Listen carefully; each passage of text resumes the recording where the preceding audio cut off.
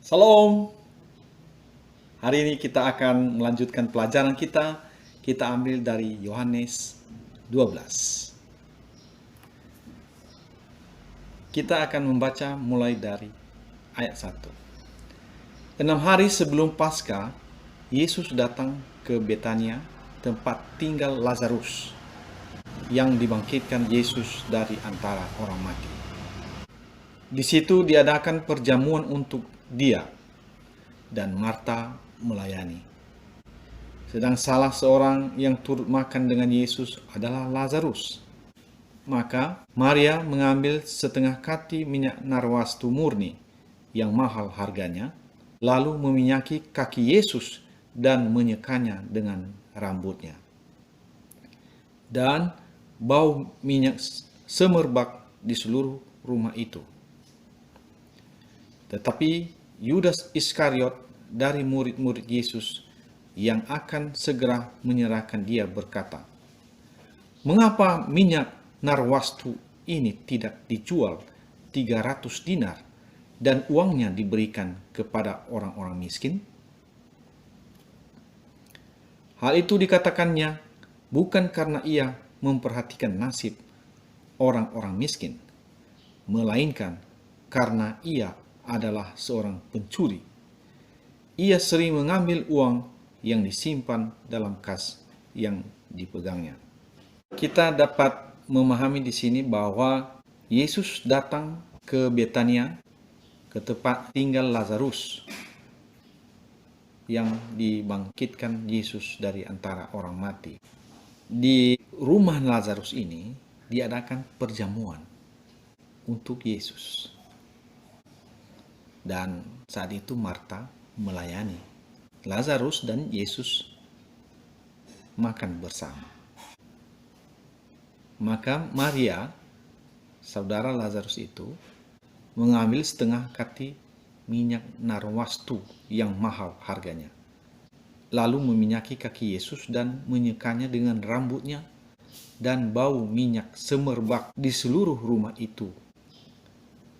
Jadi ini kedua kalinya Maria meminyaki kaki Yesus.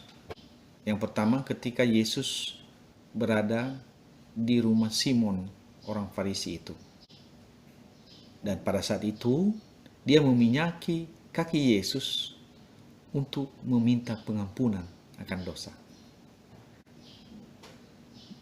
Dan sekarang dia meminyaki kaki Yesus lagi untuk mengucapkan terima kasih. Yesus dijamu oleh keluarga Maria, dan Maria meminyaki kaki Yesus dengan minyak narwastu yang mahal harganya. Itu seperti ucapan syukur. Namun seorang dari murid Yesus yang bernama Yudas Iskariot komplain. Dia mengatakan, untuk apa ini pemborosan?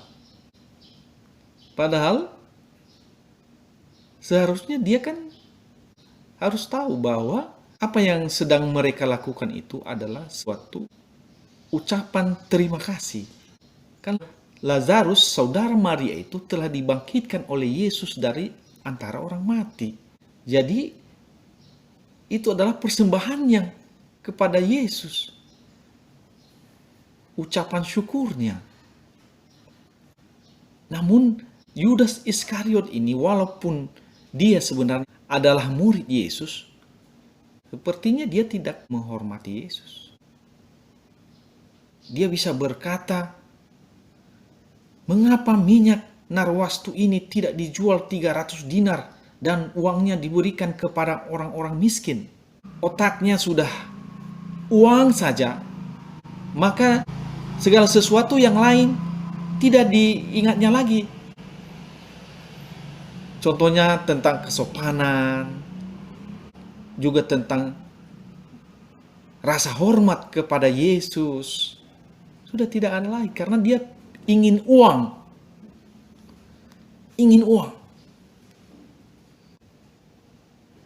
Tanpa memperdulikan apa perasaan orang yang ada di sekitarnya, dia langsung berkata, untuk apa pemborosan itu? Kalau kita pikir ini bukan uangnya, ngapain dia bilang itu? Apa haknya bilang itu sebenarnya? Tapi karena keinginan dagingnya, keinginan akan uang,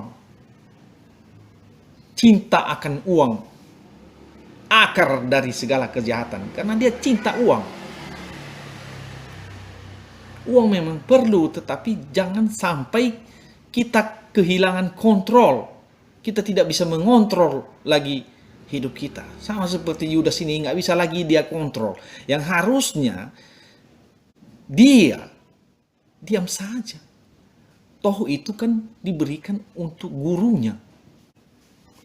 Tapi dia lebih menghormati uang.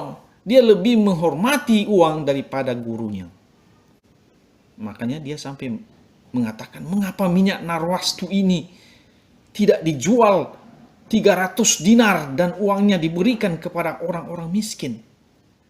Jadi dia melakukan itu atas nama orang miskin. Jadi banyak memang sekarang ini untuk membantu orang miskin. Banyak orang begitu. Melakukan banyak hal tipu-tipu, mengatasnamakan orang miskin untuk keperluan orang miskin. Padahal sebenarnya untuk kepentingan dia. Hal itu dapat kita lihat bahwa dia ini sebenarnya yang ada di otaknya hanya tipu-tipu saja. Di ayat 6 dikatakan, hal ini dikatakannya bukan karena ia memperhatikan nasib orang-orang miskin, melainkan karena ia adalah seorang pencuri.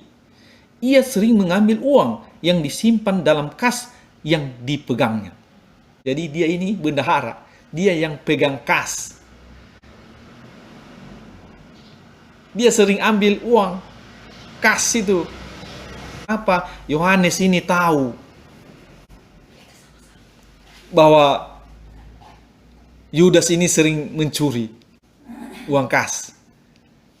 Karena Yohanes ini juga murid Yesus. Mereka sering sama. Jadi mungkin sering ketahuan oleh Yohanes. Jadi ini kesaksian nyata. Jadi yang ditulis Yohanes ini adalah pengalaman hidupnya bersama Yesus dan juga bersama dengan Yudas Iskariot. Makanya Yohanes menulis ini. Inilah pelaksanaan perintah Yesus yang dilakukan oleh Yohanes.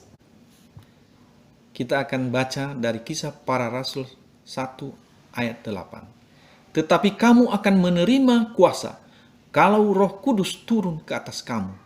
Dan kamu akan menjadi saksiku di Yerusalem dan di seluruh Yudea dan Samaria dan sampai ke ujung bumi. Yohanes menulis Injil ini sebagai kesaksian. Jadi Injil yang ditulis oleh Yohanes ini adalah pelaksanaan daripada perintah Yesus yang mengatakan jadilah saksiku. Ayat 7, maka kata Yesus, biarkanlah dia melakukan hal ini, mengingat hari penguburanku. Yesus menegur Yudas, katanya biarkanlah Maria melakukan hal itu. Karena ini sebenarnya menjadi persiapan untuk penguburanku. Ayat 8, karena orang-orang miskin selalu ada pada kamu, tetapi aku tidak akan selalu ada pada kamu. Artinya ini kali terakhir mendapat pelayanan, kakinya diminyaki. Tapi kalau memang mau memberi kepada orang miskin itu masih ada tetap di sekeliling